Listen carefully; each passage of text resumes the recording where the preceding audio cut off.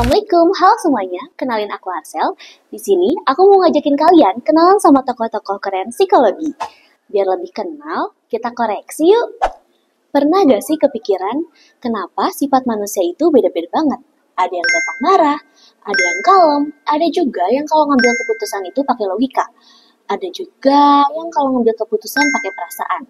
Nah, cara pandang itu akhirnya melahirkan 3 mazhab besar dalam psikologi modern. Ada psikoanalisis, ada behaviorisme, ada juga humanistik.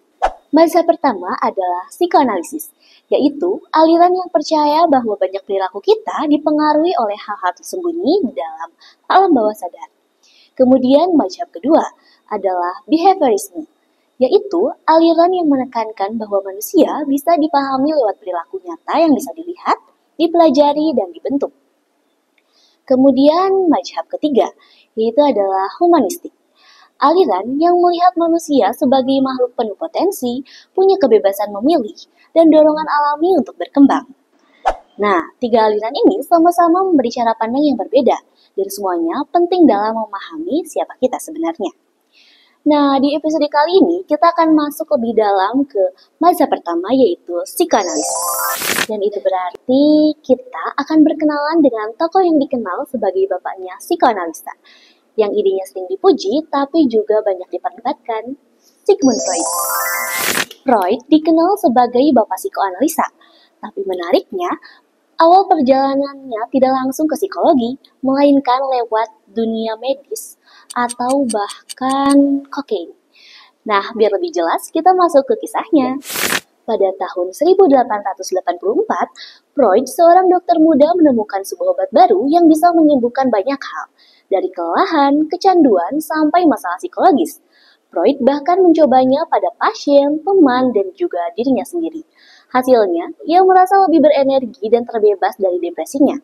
Ia bahkan ingin memberikannya kepada tunangannya, dengan alasan agar membuatnya kuat dan membantu menambah berat badan. Dengan semangat, Freud menulis sebuah pamflet untuk memuji manfaat obat itu. Namun, karena ingin segera menemui tunangannya, ia menunda eksperimen penting tentang efek obat ini sebagai pereda nyeri. Kesempatan emas itu akhirnya diambil oleh rekannya yang menyelesaikan penelitian, menerbitkan hasilnya, dan mendapatkan pengakuan besar yang sebenarnya sangat diharapkan Freud. Akhirnya, sejarah tidak mengingatnya sebagai dokter kokain, melainkan sebagai pencetus psikoanalisa, Joseph Breuer.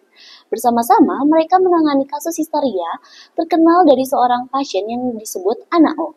Menariknya, setiap kali Anna menceritakan pengalaman traumatisnya, gejalanya perlahan mereda. Pengalaman ini membuka mata Freud bahwa berbicara tentang pengalaman batin dan trauma bisa membantu penyembuhan. Dari sinilah lahirnya gagasan bahwa ada kekuatan besar dalam alam bawah sadar.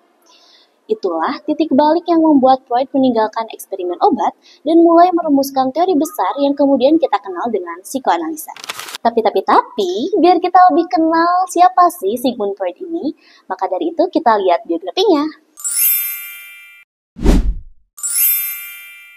Sekarang kita masuk ke inti pemikirannya. Menurut Freud, mental manusia itu seperti gunung es yang kelihatan di permukaan bumi itu hanya sedikit, sementara yang tersembunyi jauh lebih besar. Menurut Freud, kehidupan mental terbagi menjadi 2 tingkat utama. Pertama ada conscious atau sadar, yaitu apa yang kita sadari atau sedang kita pikirkan sekarang. Kedua juga ada unconscious atau tidak sadar, yaitu bagian terbesar berisi dorongan dan memori tersembunyi yang mengaruhi perilaku kita tanpa disadari. Nah, kemudian ketidaksadaran atau unconscious ini sendiri terbagi menjadi 2. Pertama yaitu unconscious proper, yaitu ketidaksadaran yang benar-benar tersembunyi, dan pre-unconscious, ingatan atau ide yang kita tidak pikirkan sekarang tapi bisa dengan mudah kita ingat. Nah, unconscious ini muncul lewat mimpi, keceplosan bicara, atau bahkan rasa lupa yang tidak disengaja. Setelah membahas kesadaran, Freud juga memperkenalkan 3 struktur kepribadian. Freud percaya kepribadian kita nggak sesederhana yang terlihat. Menurutnya, di dalam diri kita ada 3 tokoh utama, yaitu id, ego, dan superego. Pertama ada id. Ini bagian paling dasar dari diri kita. Isinya dorongan naluriah, seperti lapar, haus, senang, bahkan dorongan seksual atau agresif. Prinsipnya simpel, atau disebut pleasure principle. Pokoknya mau cepat puas tanpa peduli aturan atau realita. Lalu ada superego. Ini bagian moral dan hati nurani kita. Isinya nilai, norma, aturan, dan suara.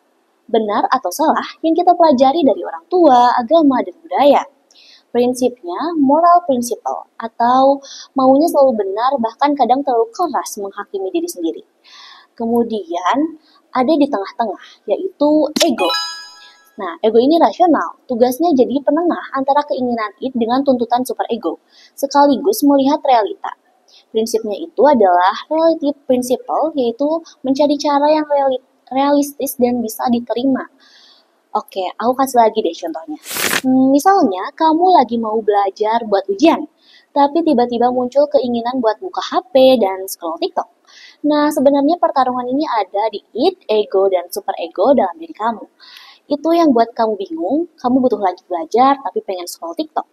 Nah, id adalah keinginan kamu untuk scroll TikTok. Itu bilang, udahlah buka aja dulu, HP-nya belajar itu bikin stres, kamu kan butuh hiburan. Nah, sedangkan superego adalah perasaan yang kamu miliki atau misalnya perasaan tanggung jawab untuk belajar buat ujian.